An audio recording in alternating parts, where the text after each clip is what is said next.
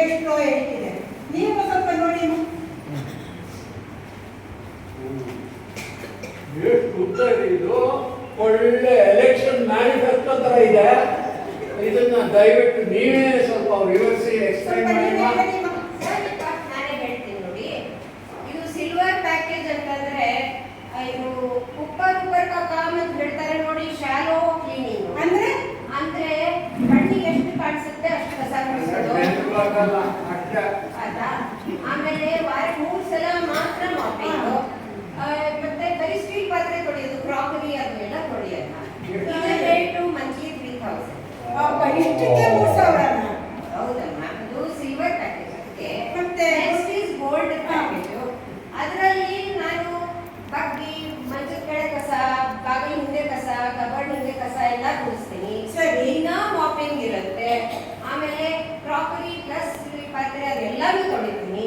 ಅದರ rate monthly 5000. ಆಮೇಲೆ platinum ಅಂದ್ರೆ ಅದೇನು? ಪ್ಲಾಟಿನಮ್ ಮೀನ್ಸ್ ನನ್ನ ಹೆಸರಿಗೆ ತಕ್ಕಂತೆ A to Z ಎಲ್ಲ ಬಂತು ಅದರೊಳಗೆ.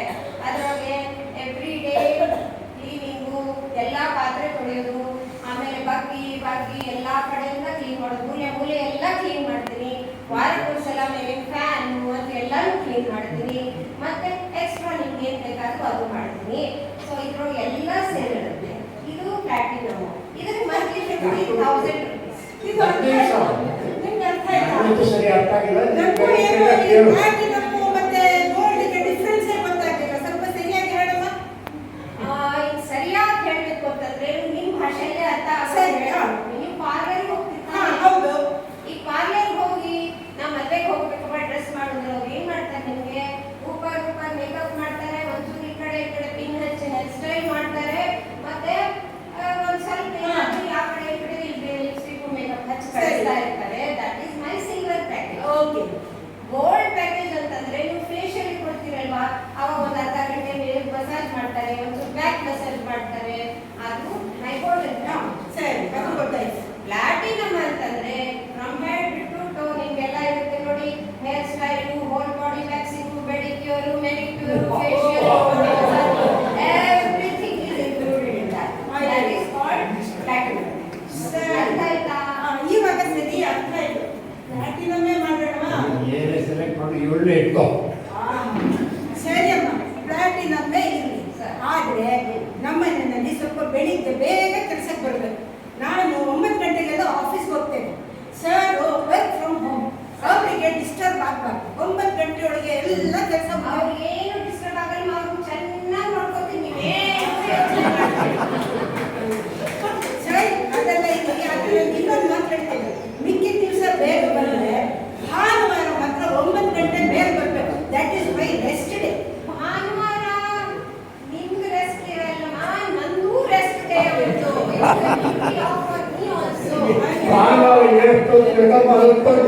ಸರಿ, ಆಯ್ತು. ಆಮೇಲೆ ಇದೇನಾದ್ರೂ ಕಂಡೀಷನ್ ಏನೋ ಇಷ್ಟು ಉದ್ದ ಬರ್ತಿದೆಯಲ್ಲ, ಏನಾದ್ರೂ ಇದೆ ಅಂದ್ರೆ ಹೇಳು. ಟರ್ಮ್ಸ್ ಅಂಡ್ ಕಂಡೀಷನ್ ಏನಿದ್ರು ಹೇಳ್ಬಿಡು. ಅದೇ ನಂದು ವೀಕ್ಲಿ ಆಫ್ ಸಂಡೇ.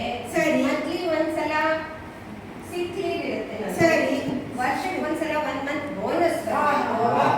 ಆಮೇಲೆ ನನ್ನ ಕೆಲಸ ಶುರು ಆದ್ಮೇಲೆ ನನಗೆ ನಿಮ್ದು ವೈಫೈ ಪಾಸ್ವರ್ಡ್ ಎಲ್ಲ ಬೇಕು. ನನಗೆ ಅದು ಬೇಕಾಗುತ್ತೆ. ಆಮೇಲೆ ನಾನು ಆರು ಡಿಟರ್ಜೆಂಟ್ ಎಲ್ಲ ಕೈಯಿಂದ ಮುಟ್ಟಲ್ಲಮ್ಮ. ನನಗೆ 1 pair of gloves, 1 pair of April ಎಲ್ಲ ಕೊಡ್ಬೇಕು. ಕೆಲಸ ಮಾಡೋಕೆ ರಿಫ್ರೆಶ್ಮೆಂಟ್ ಬೇಕಾಗುತ್ತೆ. ನೋಡಿ, ಅದು ನಾನು ಅಷ್ಟೆಲ್ಲ ಹೇಳೋಕ್ಕಾಗಲ್ಲ. ನಿಮ್ಗೆ ಹೇಗಿರುತ್ತೋ ಸರಿ, ಅದೆಲ್ಲ ಸರಿ ಆಯ್ತು. ಈಗ ನಮ್ಮನೆಗೆ ಬೇಗ ಬರುತ್ತೆ ಅಂತ ಹೇಳ್ತೀಯಲ್ಲ, ಹೌದು. ನಿಮ್ಮ ಮನೆಯಲ್ಲಿ ಕೆಲಸ ಯಾರು ಮಾಡ್ತಾರೆ? ನಮ್ಮ ಮನೆಯಲ್ಲಿ ಮೇಡ್ ಇಟ್ಕೊಂಡಿದ್ದೀನಿ, ಎಲ್ಲ ಕೆಲಸ ಮಾಡ್ತಾರೆ.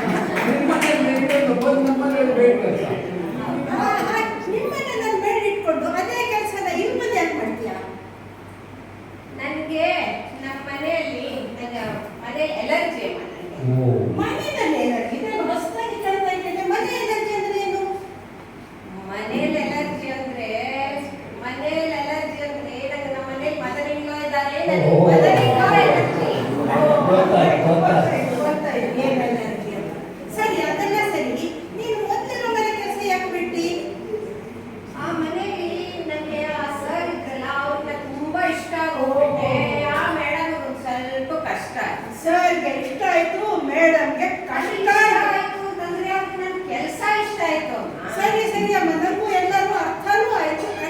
ಏನು ಬೇಡ ಅಂತ ಅನ್ಕೋತಾನೆ.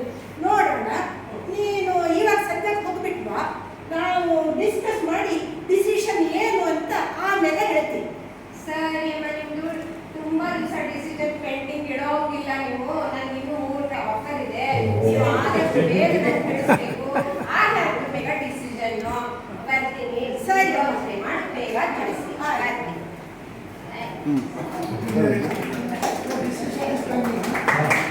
ಏನೇ ಇವ್ರನ್ನ ಇಟ್ಕೋಬಾರ್ದ ಚೆನ್ನಾಗೇ ಇದ್ದು ಚೆನ್ನಾಗಿತ್ತು.